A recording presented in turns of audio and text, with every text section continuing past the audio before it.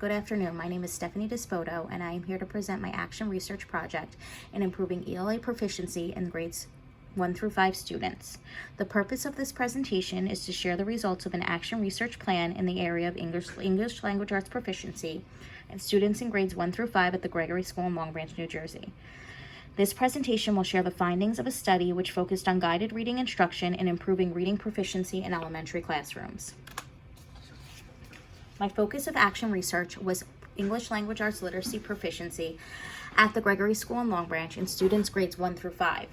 I chose this because 63% of students are reading below grade level at the Gregory School. ELA has been a priority problem for the last 10 years according to the Title I School Improvement Plan. The Gregory School has recently adopted a new English language arts curriculum, including a new assessment piece, which no longer assesses just comprehension, but also assesses phonological awareness and vocabulary, which gives more data to analyze in the areas of reading proficiency.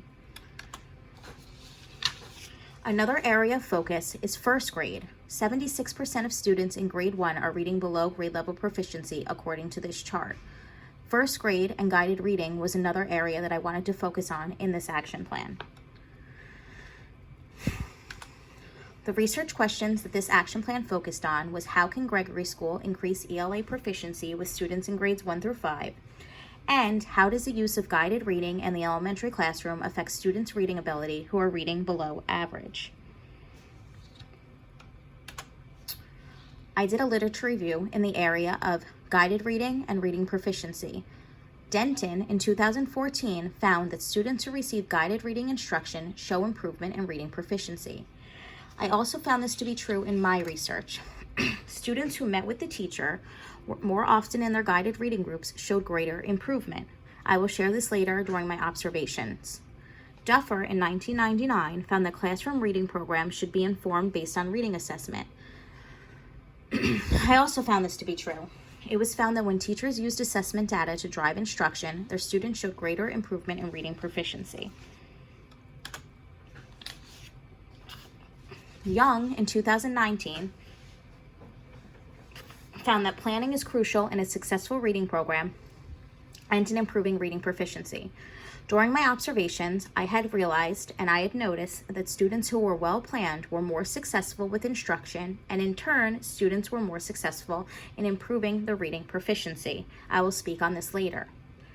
Morrow, in 1999, also found that first grade teachers who focused on skill instruction were the most successful in their guided reading instruction. I also observed this in my research as well. First grade teachers' assessment results have yielded the most improvement, and first grade teachers are the ones who are focusing the most on word work and different strategies during their guided reading instruction. I chose to go with the triangulation of research methods. I did both qualitative and quantitative research methods. The qualitative research methods that I chose were interviews with the vice principal and the K-5 English language arts supervisor. I also did observations in grades 1 through 5 English language arts classrooms. The quantitative research method was using assessment data from the NSGRA, which is the next step in guided reading assessment that is given through scholastic literacy. My data collection and analysis. My first qualitative research method was an interview with the vice principal, Mrs. Laura Wittes. My interview was non-directive. It focused on guided reading and reading proficiency.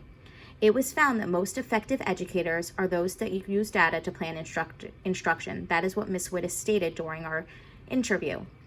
She also said that teachers were most successful when they took the beginning of the year data and used that to focus on during guided reading. My next qualitative research method was an interview with the K-5 supervisor, Mrs. Chantel Goodzak. Again, this interview was non-directive. It focused on guided reading and reading proficiency. Mrs. Goodzak stated that she found that the most effective educators are those who plan and are prescriptive in their teaching. Teachers who use their data and to drive instruction. Teachers must also analyze their data and teach to the needs of students.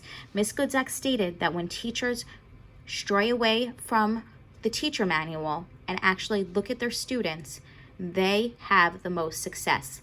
Their students show the most improvement.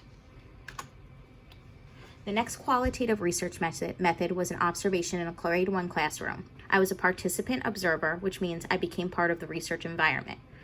In this classroom, the teacher worked on letter and sound recognition. The teacher also reviewed word families. In my literature review, it found that when teachers use word study during guided reading, it shows more success in students.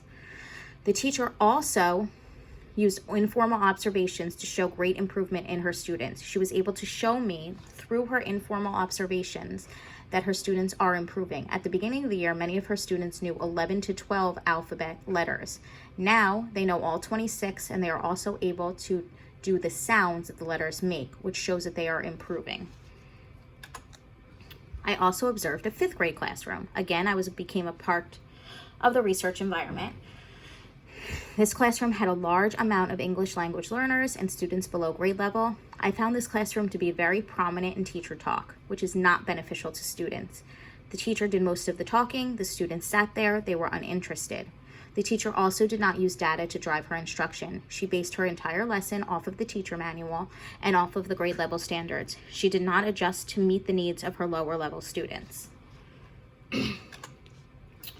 Some of the data that I looked at was from the NSGRI Next Steps in Guided Reading Assessment data. The 1st grade data shows that at the beginning of the year, 76 students were below the benchmark, 9 were meeting the benchmark, and 15% were exceeding the benchmark. It also shows that 71 students were early phonetic spellers, 40 students were phonetic spellers, 6 students were transitional spellers, and 1 student was a fluent speller, which is below grade level.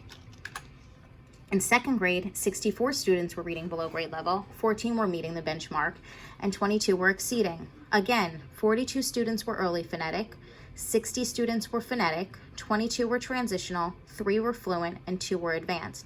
Students at this age should fall into the mostly transitional and phonetic, mostly the transitional area. Some may be phonetic, but no students in 2nd grade, if they were reading on grade level, should be early phonetic spellers. This shows a concern for the students' word work. In grade 3, 33% of students were below the benchmark, 20% of students were meeting the benchmark, and 46% of students were exceeding the benchmark. This shows students are doing better when it comes to 3rd grade with their reading comprehension. However, their spelling is a concern because 67 students are phonetic, 32 are transitional, 9 are fluent, and 10 are advanced. At this grade level, there should be no students who are in the phonetic spelling area. They should be transitional or higher, which shows that students in the upper grade classrooms should be focusing on word work and phonics and phonological awareness. In grade 4, 36% of students are below the benchmark, 25% are meeting the benchmark, and 39% are exceeding the benchmark. Again, 47% are phonetic, 35% are transitional, 14 are fluent, and 10 are advanced. The phonetic students are a concern for grade 4. Again, this shows that teachers need to be focusing on word work during their guided reading time. And finally, in grade 5, this is a concern because 60% of students are below benchmark, 19% are meeting the benchmark, 21% are exceeding the benchmark. 1 child is early phonetic, which is a great concern for 1st grade. 11 are phonetic, another concern. 33 are transitional, 14 are fluent, and 33 are advanced. We would like all students to fall into the fluent and advanced in 5th grade. Again, this is a concern, which also matches what I observed in my observations. Teachers are not focusing on students' needs during guided reading, rather than they're just doing what the manual tells them to do. My action plan for moving forward. Step 1, implement word study activities in upper grade classrooms. I plan to present PLCs in the area of word study that include sound boxes, analogy charts, and magnetic letters. I also would like to share how to use the data from the spelling assessment to drive word study instruction. The students who are phonetic spellers should be working on activities for phonetic spellers. Just because they're in 5th grade does not mean that they should be doing fluent word work if they are not fluent in word work. I would also like to allow upper grade teachers, grades 1, 3 through 5, to observe 1st grade guided reading lessons specifically in the areas of word study because the 1st grade teachers are showing such great success in this area. Step 2, use data to effectively drive instruction. I also plan to present PLCs in the area of data analysis and planning. I am currently the literacy coach. I will prepare PD and show teachers how to use the online platform to identify areas of weakness and then lesson plan to instruct in those areas to best meet the needs of their students. This is a snapshot of what each teacher gets for each student. It shows their spelling stages and their feature errors. It shows their comprehension and their errors. This is what the teacher should be focusing on during their guided reading instruction, not what the book says to do, rather than what the data tells them that they need. Step 3, I plan to continue observations and plan PD based on areas of weakness that I see as a whole in the building. Step 4, I plan to analyze the January NSGR data to see levels of growth in areas of strengths and weaknesses. Use this data to also plan PD. The students will be taking the assessment again in January, so we can see if word study has improved and maybe focus on comprehension, or if we need to continue to work on word study.